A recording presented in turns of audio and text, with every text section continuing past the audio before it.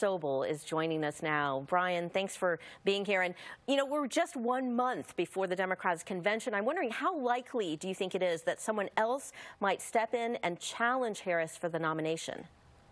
Jana, this morning when this all broke, you heard the first words about, well, let's have an open convention and the delegates are free to vote for whom they wish.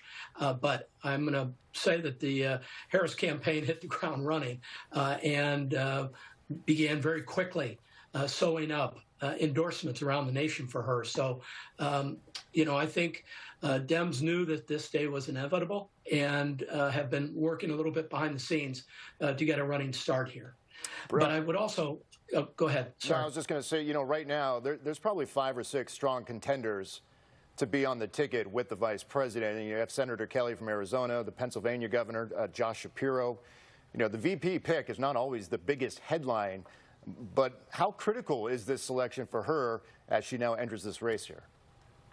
Well, I think it's critical. I think her selection as the vice presidential nominee needs to be done with caution and care, with an eye towards how you can bring over moderate Republicans who just can't vote for Donald Trump, independents, and to solidify Democrats. And that's going to be the challenge as we move forward. But what I was going to say is, whether you're a Republican, Democrat, independent, whatever, I think you have to recognize, as Barbara Lee said, the service of Joe Biden over 50 years for this nation.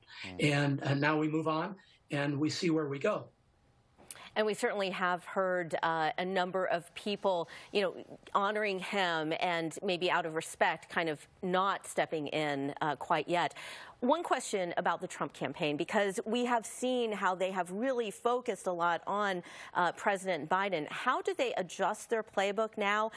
Has it been weakened now that Biden is out of the race and there could be Harris or somebody else going into the mix? We will know over the next few days, Jana. We will see polling start to emerge, but already the Trump campaign has ads up against Harris. So they had this in their mind that this might happen. And, historically, the difficulty here for Kamala Harris is that there's not a huge window here. If you recall the 1968 decision taken by Lyndon Baines Johnson to leave the campaign, that happened in March of 1968, so 56 years ago. And before that, it was Harry Truman taking a decision 72 years ago to exit. Both times Republicans were elected. And so the window here is small. And so Vice President Harris has to really hustle, and her apparatus and the Democratic Party have to really hustle now. But to her credit, she's well known, so she doesn't have to introduce herself to the American public. I mean, resetting a campaign with a new nominee, I think we're 107 days out from Election Day. It's a big gamble, don't you think, Brian? Oh, absolutely. It's huge. And it not only has domestic implications, it has international implications. Right. The rest of the world is watching. The American tail wags the international dog. And so the whole world is looking at us right now. In fact, within an hour after the announcement this morning, Australian National Radio had me on to discuss the campaign by Harris and what had gone on in a historic context.